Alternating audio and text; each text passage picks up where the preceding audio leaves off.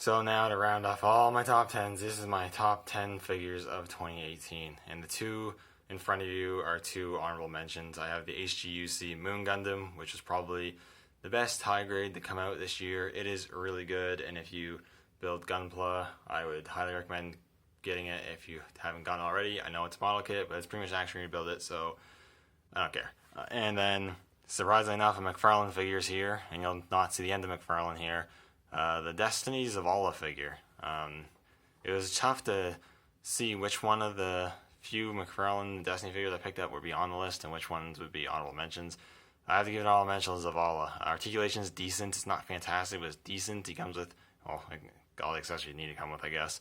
And the sculpting and paint is phenomenal on the figure for the price you're paying. It's really top notch. Anyways, I'm going to move on to the top 10 now. So number 10, Studio Series Bumblebee. I really enjoyed Bumblebee. It's a really good movie, which makes me probably like this figure a lot more now that after I've seen it. That's probably why it's on this list. But it's really good. I mean, he's a little bit of a shell former. For the most part, he's decently accurate to the movie. Not 100% accurate, but decently accurate. He's got a bit of a backpack going on, but you can fold it up enough where it's not too bad. The wings, the door wings aren't the most accurate, but I can get over it. I think it still looks pretty cool. I like the colors, the size. He's nice and a little small. Articulations is good. He's got some loose joints, not too bad. And he's got the detachable wrist blade. You got the interchangeable hand with the cannon, and you have the interchangeable face with the battle mask, which you can store right there. It's a little weird, but it's really cool that you have that option. So yeah, he's my number 10. Good boy, good small boy, Bumblebee. Next is that other Destiny McFarlane figure I was talking about. It is the Destiny Cade 6 figure. This one's my favorite out of the three they released. They were all really good, surprisingly, but this one is my favorite. He's got the best articulation of the bunch because he has the least armor to get in the way. Cool accessory with the hand cannon, which can stow away on his leg pretty well. Sculpt and paint, phenomenal. It's really good figure for McFarlane, so props to them for actually making a good action figure for once. Now they just need to make a really good Lord Shaxx figure in this scale and not that crap 10-inch unarticulated one, and I'll be happy. Number 8, I have Studio Series Brawl. I wasn't sure if this guy's going to make the list, but I don't know. He made the list. I've always wanted to figure Brawl. He was one of my favorites from the movie. I thought he was bigger than a Voyager class, but apparently he's not. But that's okay. It's still a nice, decent size for him. And I really like this accurate look for him. The paint job is pretty good on him. I like all these silver highlights and some gunmetal highlights on him look really great. I love all the guns on him with the missiles on the shoulders. Got the gun on the wrist here, and you got the blade and the minigun here. Not a huge fan of how they did the hands, but that's okay. The tank mode's really good. Robot mode's pretty good. Some decent articulation. Not a whole lot of kibble going on. He's a little ugly on the back. It's not too bad. It's overall a really solid figure. Really solid Brawl figure. I'm really happy to finally have a Brawl in my collection, so that's awesome. At number 7, I have the first 10 years 3-pack Thanos figure. I really like this figure. I'm really happy to have an MCU Thanos in my collection. This one's a lot better than the BAF. A lot easier to get than the BAF. I do have the BAF hand on it, but had the open hand for the gauntlet.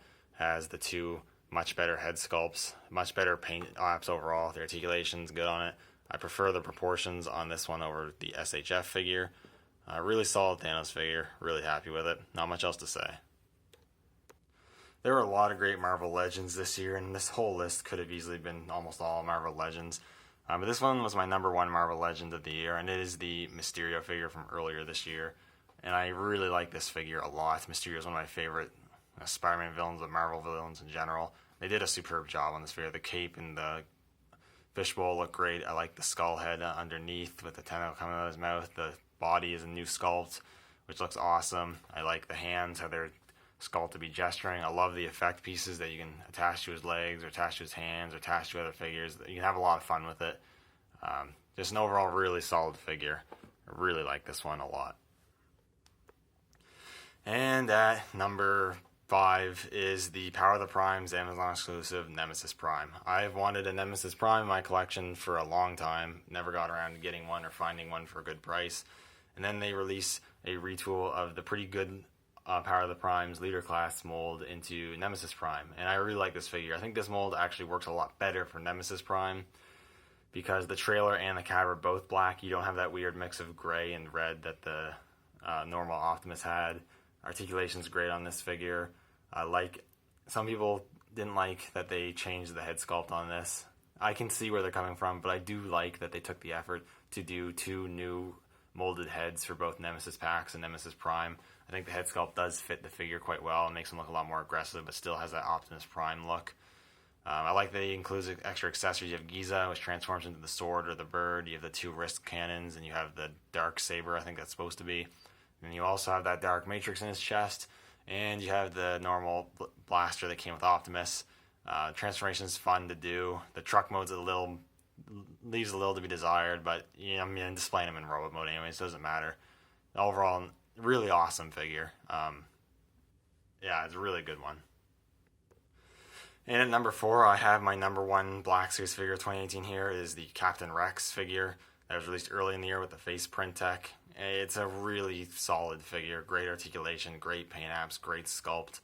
I like his removable helmet, the blasters are good, soft goods are good. There's really not much to complain about with this figure. It's just a really solid one. And I'm not even the biggest fan of Rex, but I've grown to like Rex a lot more over the years, so I'm really happy to have this figure.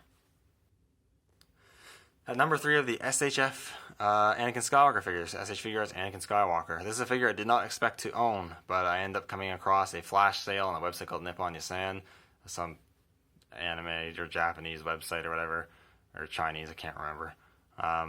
But this is my first Star Wars SHF, not my first SHF, but one of my first Star Wars SHF, and I've always seen Star Wars SHFs, and they look really good, and this one is really good. It's way better than the Black Series Anakin Skywalker. I don't need to worry about getting that archive one now. This one's really great. You got a decent amount of hand options. You got the lightsaber ignited and unignited. You have great articulation, and 3 face plates to choose from. My personal favorite and the one I display him with is the Sith Eyes one, because I think it looks the most like Hayden, and I think it just looks badass. This is absolutely awesome figure. Really do love it. It's great to finally have a 6-inch, good 6-inch Anakin figure in my collection. And number 2, this is technically a model kit, but it's, like I said, pretty much a figure when you're done with it. It is the real grade Sazabi.